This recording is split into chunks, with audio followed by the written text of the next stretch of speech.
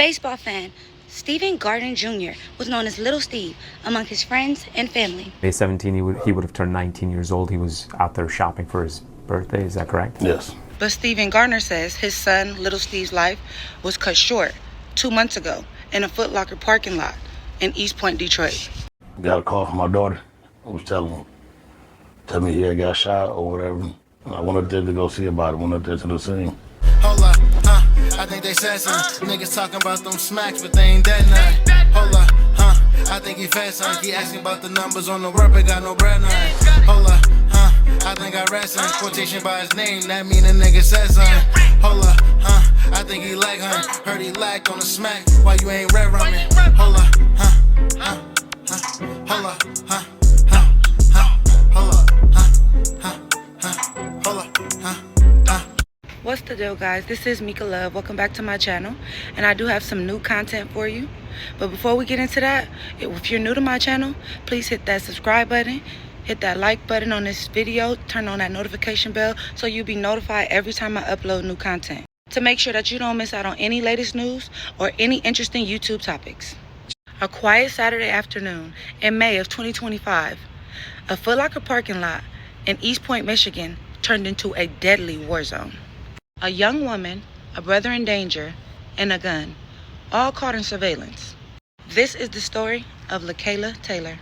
It was the afternoon of May 2025 in East Point, Michigan. The Foot Locker over on 8 Mile Road, busy with weekend shoppers, completely unaware that in just minutes, the parking lot will be turned into a deadly shootout.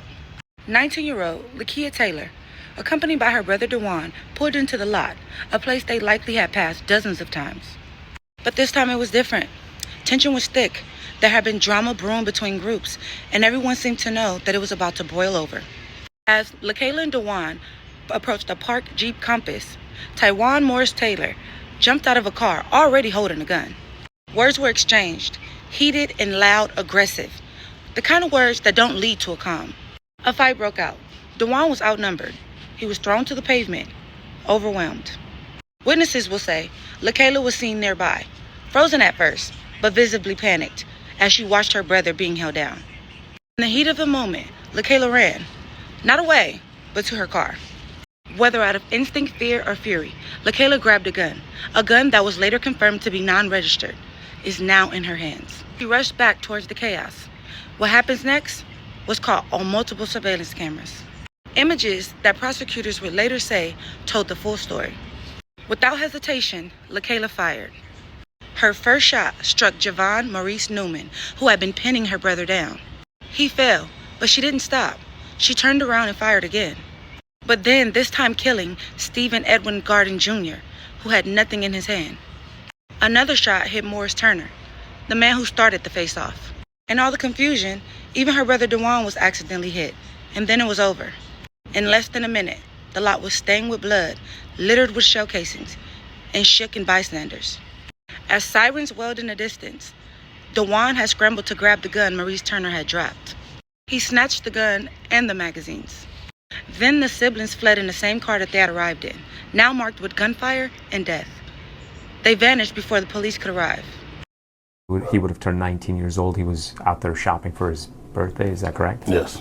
But Stephen Gardner says his son, Little Steve's life, was cut short this past Saturday around 3 p.m. at the Foot Locker parking lot in East Point. Got a call from my daughter.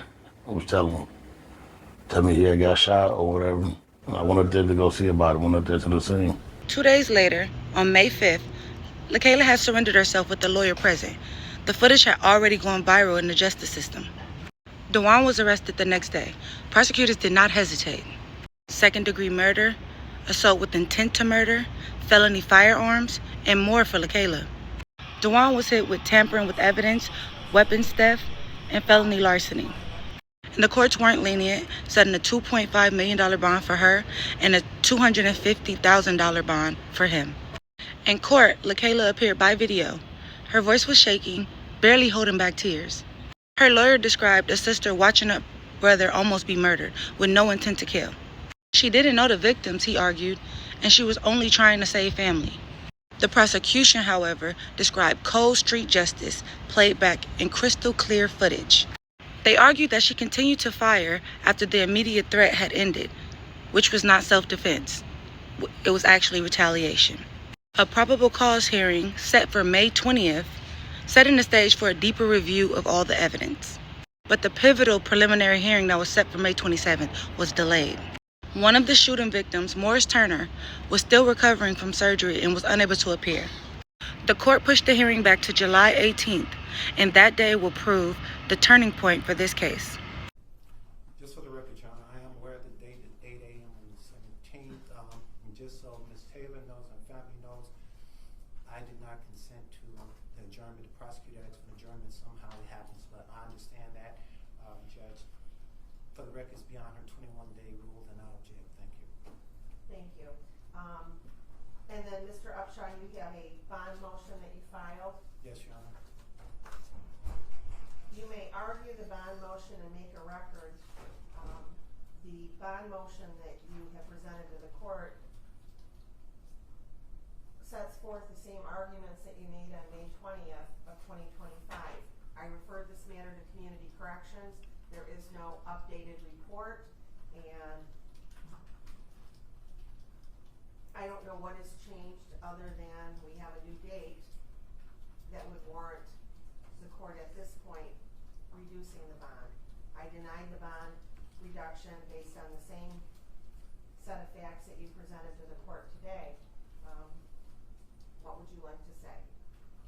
Judge, I totally respect the seriousness of the offense. I'm asking the court, especially due to the amount of time that's been passed because of things beyond the court's control. Mr. Kumar and I both, and this is pretty much, I don't want to take the court's time, but it's pretty much the same thing, but I just ask you to put emphasis on the fact that here's a woman with absolutely no prior arrest. And it's undisputed that the only reason she was there was taking her brother allegedly to the Foot Locker. And Judge, I don't want to make the same argument, but we're going to leave her in bond when, in my opinion, if you would have seen the video, everyone knows she was not the aggressor. And Mr. Upshaw, we will see the video, I assume, during the preliminary examination. I am going to respectfully deny your bond request at this time. I found good cause to adjourn the preliminary examination.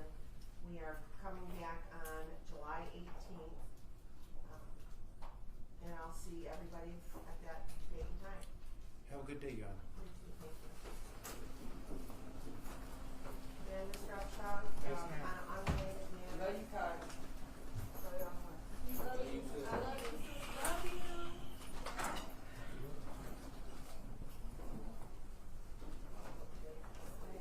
On July 18th, 2025, inside a 10th Point East courtroom, the surveillance footage will be played frame by frame. The prosecution will highlight each shot, each body falling, each time Lakylia had a chance to stop and didn't. And her lawyer will counter with emotion, panic of the moment, and how she thought her brother was going to die. Witness, forensic experts, and police officers will be taking a stand. The judge will have the final say, but everyone in that room knows there's a long journey ahead. The evidence is overwhelming, but the emotions are just as heavy. The court will soon decide if this is a case defending family or crossing the lines into murder. I really want to know what you guys thought. What would you guys do if you guys were in that situation? If you saw your brother outnumbered by some guys and they had guns, what would you do? Would you pick up a gun and shoot? Would you stop at the first guy? Or would you run? Or would you watch? If you were the brother and you just saw your sister shoot two guys in your defense, would you run and leave the shells on the ground? Or would you grab the gun and the shells and start running? I really want to know what you guys think. Leave it in the comment section. Hold up, I think they said something. Niggas talking about them smacks, but they ain't that nothing. Hold up, I think he fed something. He asking about the numbers on the work, but got no bread nothing. Hold up, I think I read some quotation by his name, that mean a nigga said something. Hold up, I think he like hun. Heard he lacked on the smack, why you ain't red rumming? Hold up, hold up,